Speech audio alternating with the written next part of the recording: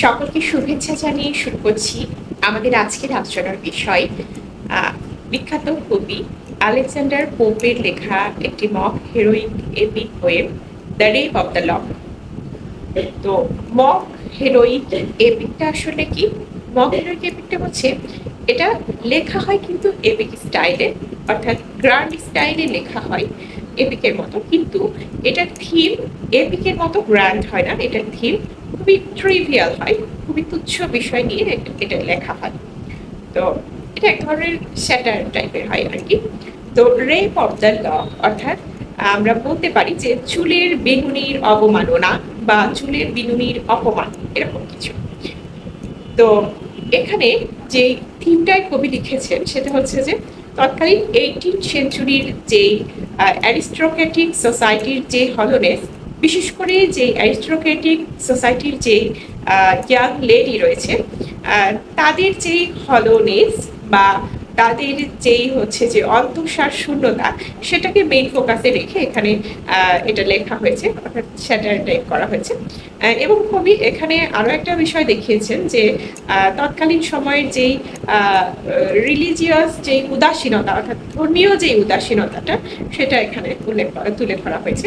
তো আমরা প্রথমেই এটার যেই মেইন চারটা ক্যারেক্টার, যে চারটাকে জানলে আমাদের পুরো গল্পটা অর্থাৎ সামারিটা বুঝতে সহজ হবে, সেই চারটাই আমি শুধু উল্লেখ করবো, আমরা মাইনর ক্যারেক্টার দিকে যাচ্ছি না। তো প্রথম চরিত্র হচ্ছে যে অর্থাৎ প্রোটাগনিস্ট যে বেলিন্ডা।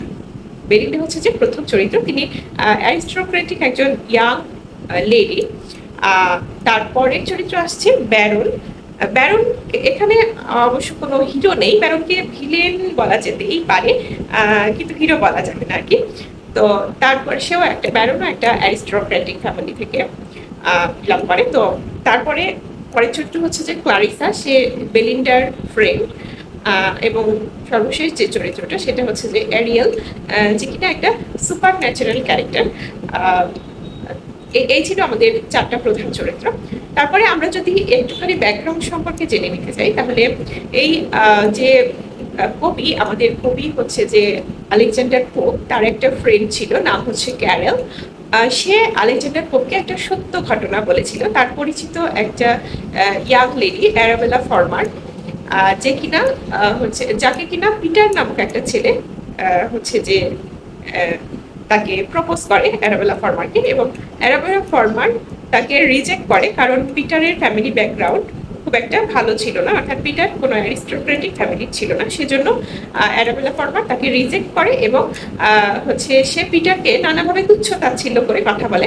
তো এই ক্ষোভে ক্ষিপ্ত হয়ে পিটার আসলে অ্যারাবেলা ফরমারের যেই সবচেয়ে অহংকারের জায়গাটি ছিল, তার চুলের সুন্দর বিনুনি, সেটা কেটে নেয়। তো এই ঘটনা যখন ক্যারেল তার ফ্রেন্ড অর্থাৎ আমাদের কবি আলেকজান্ডার পোপকে বলে, এবং সে বলে যে এটা নিয়ে একটা কবিতা লিখতে। তো তারপরে এখান থেকে ইন্সপায়ার্ড হয়ে আমাদের আলেকজান্ডার পোপ তিনি অ্যারাবেলা ফরমারের অনুমতি নিয়ে তার নাম চেঞ্জ করে একটা কবিতা লেখেন, এবং অ্যারাবেলা ফরমারের নাম এখানে হচ্ছে যে বেলিন্ডা রাখা হয় এবং পিটারের নাম ব্যারন রাখা হয়। তো এটাই হচ্ছে এই কবিতা লেখার পেছনের ব্যাকগ্রাউন্ড। তো আমরা এবার সরাসরি সামারিতে চলে যাই।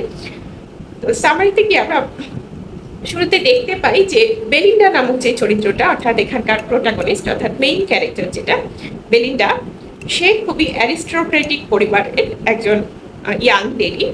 সে সাজসজ্জাকে খুবই পছন্দ করে, খুবই জাঁকজমকপূর্ণ সাজসজ্জা সে সবসময় করে থাকে, এবং সে খুব অনেক রাতে অনেক দেরিতে ঘুমোতে যায়, এবং অনেক দেরিতে সে ঘুম থেকে ওঠে। অর্থাৎ যখন সূর্য সকাল গড়িয়ে দুপুরের দিকে চলে যায় এবং তার জানালার পর্দা দিয়ে তার চোখে লাগে, তখন সে ঘুম থেকে ওঠে এবং সে কিছুক্ষণ বসে থাকে, ঝিমোয়, তার সাথে তার পোষা কুকুরটাও ঝিমোয়, এবং সে তার সার্ভেন্টকে কিছুক্ষণ ডাকাডাকি করে, সাড়া পায় না, তারপর আবার সে ঘুমিয়ে পড়ে। তো এটা কবি বলেছেন যে তার ঘুমের মধ্যে কিছু সুপার ন্যাচারাল হচ্ছে কিছু আত্মা আত্মা বলা যায় কি, আত্মা, অশরীরী আত্মা তাকে পাহারা দেয় এবং তাকে সব রকম বিপদ থেকে প্রোটেক্ট করে। তো এমনই একদিন বেলিন্ডা যখন ঘুমাচ্ছিল তখন হচ্ছে সেই অশরীরী আত্মাদের প্রধান যে নাম এরিয়েল, সে হচ্ছে বেলিন্ডাকে খুব সুন্দর সুন্দর স্বপ্ন দেখাচ্ছিল, দেখায় এবং দেখাচ্ছে যে একটা সুন্দর যুবক, অ্যারিস্টোক্রেটিক ফ্যামিলির যুবক হচ্ছে বেলিন্ডার খুবই প্রশংসা করছে এবং বেলিন্ডা স্বপ্নের মধ্যে মুচকি মুচকি হাসছে। তো একটা সময় সে স্বপ্নে সে তাকে স্বপ্নে দেখালো যে বেলিন্ডার একটা বিপদ আসতে চলেছে, কিন্তু কি বিপদ সেটা এরিয়েল আসলে জানে না।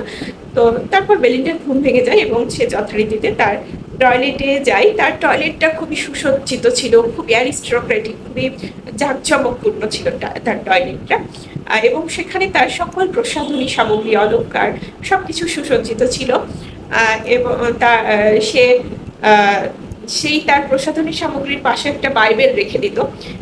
তো এখানে দেখা যাচ্ছে যে বাইবেলটা তার টয়লেটের মধ্যে রয়েছে, তার প্রসাধনী সামগ্রীর পাশে। তো এখান থেকে আসলে বোঝাতে চাচ্ছেন যে তৎকালীন সময়ের যে অ্যারিস্টোক্রেটিক পরিবারগুলোতে যে ধর্মীয় উদাসীনতা ছিল সেটাই আসলে বোঝানো হয়েছে এখানে।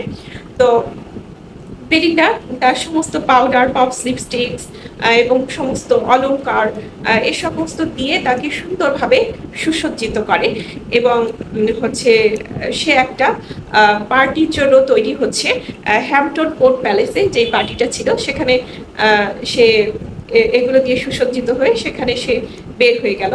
এবং এখানে কবি কিন্তু তার টয়লেটের যে সৌন্দর্য বা টয়লেটের যে সাজসজ্জা সেটা নিয়ে একটু বিশদ বর্ণনা করেছেন। তো তারপর সে সেখান থেকে বেরিয়ে গেল এবং হ্যাঁ, বেরোনোর আগে সে হচ্ছে তার চুলের সুন্দর দুইটি বিনুনি করলো, তার সাদা কাঁধের মধ্যে সেই বিনুনি দুটো পরে থাকলো এবং এটাই তার আসলে সৌন্দর্যের প্রতীক। তো তারপর সে বেরিয়ে গেল হ্যাম্পটন কোর্ট প্যালেসে তার হচ্ছে যে এই সুন্দর পার্টিতে অ্যাটেন্ড করার জন্য, যেখানে কিনা সব বড় বড় অ্যারিস্টোক্রেটিক ফ্যামিলির হচ্ছে ছেলে মেয়েরা যেখানে অ্যাটেন্ড করেছে। তো বেলিন্ডা পৌঁছানোর পরে তার ব্যারনের সাথে দেখা হয়। ব্যারনটা হচ্ছে যে সেও একজন অ্যারিস্টোক্রেটিক ফ্যামিলির একজন ইয়াং হচ্ছে যে একজন যেই ইয়াং ম্যান, অ্যারিস্টোক্রেটিক ফ্যামিলি। সে একসময় বেলিন্ডাকে প্রপোজ করেছিল এবং বেলিন্ডা তাকে রিজেক্ট করেছিল। তো তারপর এখানে বেলিন্ডা এবং ব্যারনের মধ্যে দুটো দল তৈরি হয় এবং তারা দুই দল মিলে কার্ড খেলা শুরু করে। তো বেলিন্ডা ব্যারনকে হারিয়ে একসময় কার্ড খেলায় জিতে যায় এবং বেলিন্ডা খুবই উচ্ছ্বসিত হয় এবং আনন্দ প্রকাশ করে। এই দেখে ব্যারন তো এমনিতেই তার আগে থেকে বেলিন্ডার প্রতি একটা ক্ষোভ ছিল, যেহেতু তাকে সে রিজেক্ট করেছিল, এবং এই উচ্ছ্বাস দেখে ব্যারনও আবারও ক্ষোভে ফেটে পড়ে এবং সে চাই যে বেলিন্ডার অহংকারকে চূর্ণ বিচূর্ণ করতে, এবং সে কারণেই ব্যারন হচ্ছে ক্লারিসার হেল্প নেয়। ক্লারিসা হচ্ছে যে বেলিন্ডার ফ্রেন্ড, কিন্তু ক্লারিসা বেলিন্ডাকে বিশেষ পছন্দ করতো না। তো ক্লারিসার সাহায্যে সে একটা সিজার অর্থাৎ কেচি পায় ব্যারন, এবং সেই কেচি দিয়ে একসময় বেলিন্ডার সেই বিনুনি, সুন্দর বিনুনি থেকে একটা বিনুনি কেটে নেয়, কেটে নিজের কাছে রেখে দেয়। তো বেলিন্ডা একসময় বুঝতে পারে যে তার সুন্দর বেনুনি থেকে একটা নেই, হারিয়ে গেছে, এবং সেটা ব্যারনই নিয়ে নিয়েছে কেটে। তো তখন সে রাগে ক্ষোভে ফেটে পড়ে বেলিন্ডা এবং ব্যারনের দিকে নানা জিনিসপত্র ছুঁড়ে মারতে থাকে। তো এদিকে তাকে যে পাহারা দেয় অশরীরী আত্মাগুলো, তারা কিন্তু চেষ্টা করেছিল বারবার যে হচ্ছে যাতে ব্যারন তার বেনুনিটা না কাটতে পারে, কিন্তু আলটিমেটলি ব্যারন তা কেটেই নেয়, ওই অশরীরী আত্মাগুলো তা প্রতিরোধ করতে পারে না। তো এক সময় দেখা যায় যে বেলিন্ডার বিনুনিটা শূন্যে ভাসছে, শূন্যে ঝুলছে। তো কবি এখানে বেলিন্ডাকে এভাবে সান্ত্বনা দিয়েছেন যে তার এই বিনুনিটা অনেক মূল্যবান হবে এক সময়, এটা হেভেনে খুঁজে পাওয়া যাবে, হেভেনে, এবং খুব মূল্যবান কোনো হচ্ছে শপে এটা খুবই চড়া মূল্যে বিক্রি করা হবে। তো এই বলে বেলিন্ডাকে আসলে সান্ত্বনা দেয়। তো এভাবেই হচ্ছে এই এপিকটা, মক হিরোইক এপিকটা শেষ হয়। তো এই ছিল আমাদের আজকের সামারি। আশা করি সকলে ভালোভাবে বুঝতে পেরেছেন। পরবর্তী ভিডিও পাওয়া পর্যন্ত আমাদের সঙ্গেই থাকুন। ধন্যবাদ।